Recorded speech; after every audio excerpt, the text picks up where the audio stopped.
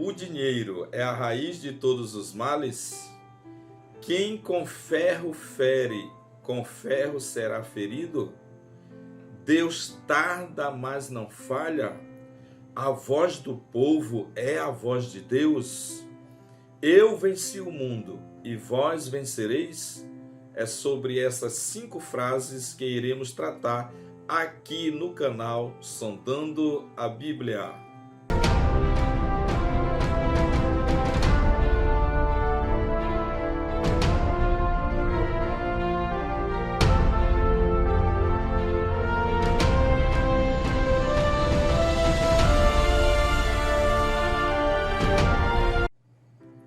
Estamos de volta com mais um vídeo do canal Sondando a Bíblia.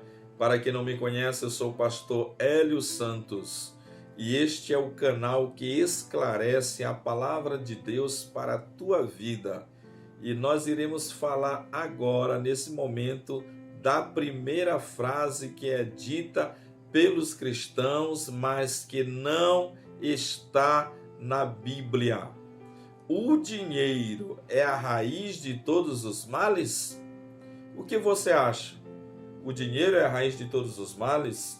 Geralmente, quando o pastor está pregando ou algum líder religioso está pregando sobre riquezas, sobre bens materiais, sempre tem aquele cristão que diz: o dinheiro é a raiz de todos os males. Mas vamos para a Bíblia e vamos compreender o que a Bíblia fala sobre o dinheiro. Vamos lá, 1 Timóteo, capítulo 6, versículo 10. Diz o seguinte: pois o amor ao dinheiro é a raiz de todos os males.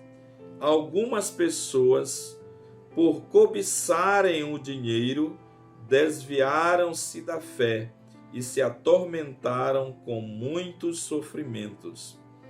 Essa frase, o amor ao dinheiro, ela no grego é filangúria, que significa simpatia pela prata, que era a moeda mais utilizada naquela época.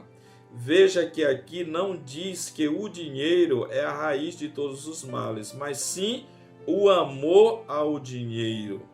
Essa é uma declaração proverbial que nós não sabemos a origem. Então, aqui não é o dinheiro que é a raiz de todos os males, mas sim o amor ao dinheiro. Jesus também falou sobre isso em Mateus, capítulo 6, versículo 24. Ele diz o seguinte: ninguém pode servir a 2 senhores, porque ou há de odiar um e amar o outro, ou se dedicará a um e desprezará o outro. Não podeis servir a Deus e a Mamon. Em outras traduções diz a Deus e as riquezas. Mas esse termo, de onde se originou?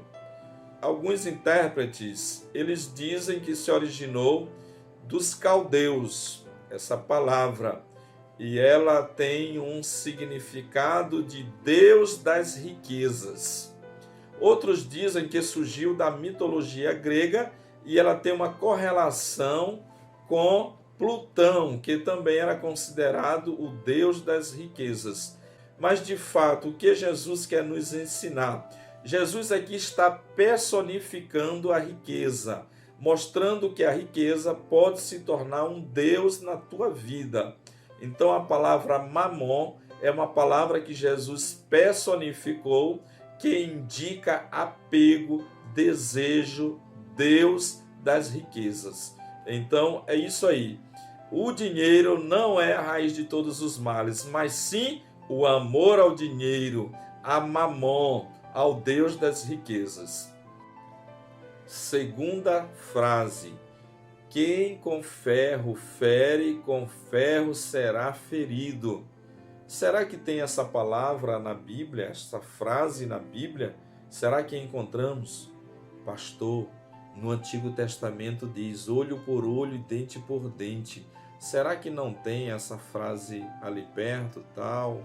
Ou em outro lugar do Antigo Testamento, na época da lei, que quem ferisse o outro seria ferido. Não tem na Bíblia.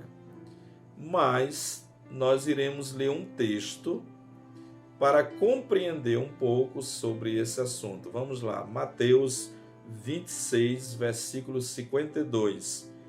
Diz o seguinte: Disse-lhe Jesus: guarde a espada, pois todos os que empunham a espada, pela espada morrerão. Também tem outra tradução que diz: todos os que lançarem mão da espada, a espada morrerão. Então essa frase, quem com ferro fere, com ferro será ferido, não tem na Bíblia. O que tem é Jesus falando a Pedro, após Pedro ter cortado a orelha do servo do sumo sacerdote. Ali ele cortou a orelha e Jesus colocou a orelha daquele homem no lugar e Jesus disse: olha, guarde a espada, pois todos os que lançam mão da espada, a espada morrerão. Ou todos os que empunham a espada morrerão. Então é essa que é a frase que tem na Bíblia e não tem quem com ferro fere, com ferro será ferido. Vamos agora para a terceira frase. Deus tarda, mas não falha. Será que essa frase é verdadeira? Ela é muito dita no meio evangélico.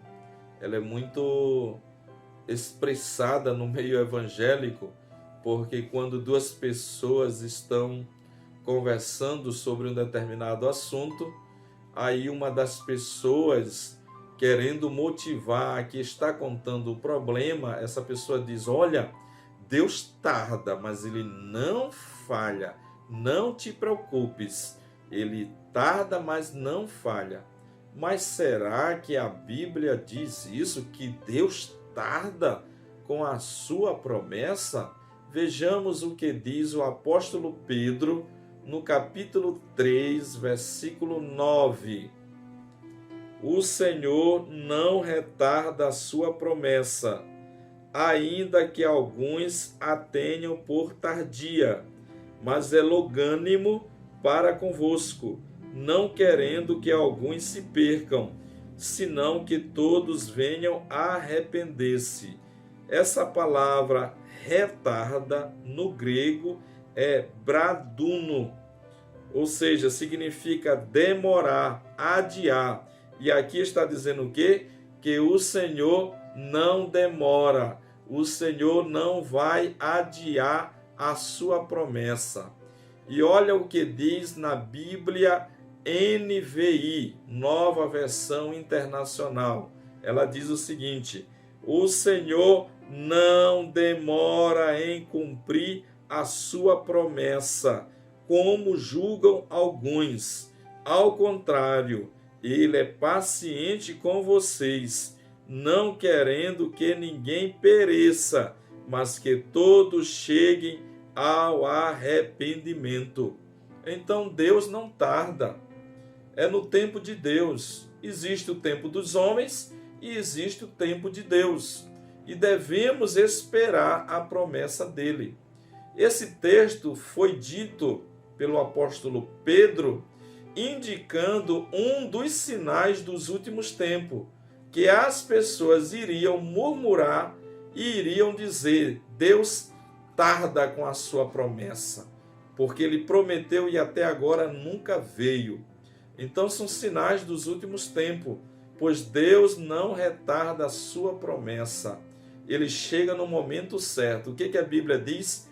Deus é o nosso refúgio e fortaleza, socorro bem presente na tribulação. Quarta frase: a voz do povo é a voz de Deus. Será que está certa essa frase? Ela é dita em alguns momentos no meio cristão, mas principalmente no meio político. Quando um candidato está na frente nas pesquisas, aí o povo começa a dizer: a voz do povo é a voz de Deus. Mas o que a Bíblia fala sobre isso? Vamos ler Mateus capítulo 27, versículo 21 a 23. Diz o seguinte: então perguntou o governador: qual dos dois vocês querem que eu solte? Responderam eles: Barrabás. Perguntou Pilatos: que farei então com Jesus, chamado Cristo? Todos responderam: crucifica-o. Por quê? Que crime ele cometeu? Perguntou Pilatos. Mas eles gritavam ainda mais: crucifica-o. Aqui o povo escolheu um criminoso, Barrabás, para ser solto e Cristo, nosso Salvador, ser crucificado, mesmo sabendo que era plano de Deus e que estava escrito nas Escrituras que ele deveria ir até a cruz. Mas aqui foi uma escolha do povo relacionado a duas pessoas: a Jesus, que não cometeu crime nenhum, e a Barrabás, um criminoso, e o povo escolheu que fosse solto Barrabás. Vocês também lembram que Herodes se vestiu de trajes reais em um tribunal e começou a falar, e o povo disse: é voz de Deus. E aí ele se exaltou naquele momento, e a Bíblia diz que um anjo do Senhor tocou nele e ele foi comido de bicho, porque não atribuiu a Deus a glória. Então, a voz do povo, na maioria das vezes, não é a voz de Deus. E agora nós iremos para a quinta frase e última deste vídeo. Eu venci o mundo e vós vencereis. Será que essa frase está correta? Devemos apenas esperar que se cumpra essa palavra? Jesus disse: eu venci, então vós vencereis. Mas vejamos o que de fato Jesus falou. João capítulo 16, versículo 33. Eu disse essas coisas para que em mim vocês tenham paz. Neste mundo vocês terão aflições. Contudo, tenham ânimo. Eu venci o mundo. Jesus está dizendo que ele venceu e que nós teríamos aflições, sofrimento. Lembra que Jesus disse: aquele que vem após mim deve negar-se a si mesmo, tomar a sua cruz e seguir a ele? Lembram que ele falou isso? Pois é, então nós devemos sim passar por aflições, que são as provas que todo cristão deve passar. Mas também nós alcançaremos a vitória. Inclusive o apóstolo Paulo diz: em todas essas coisas somos mais do que vencedores. Então somos mais que vencedores. Mas não esqueça, Jesus não disse essa frase: eu venci, vós vencereis. Ele falou: no mundo tereis aflições. Eu venci o mundo. Então, que nós tenhamos a força que vem de Cristo para também vencer em nome de Jesus. Aqui encerramos mais um vídeo e peço a todos que você compartilhe, que você dê o like, que você faça os seus comentários. E louvo a Deus pela vida de todos. Um grande abraço e fique com Deus, na paz do Senhor Jesus.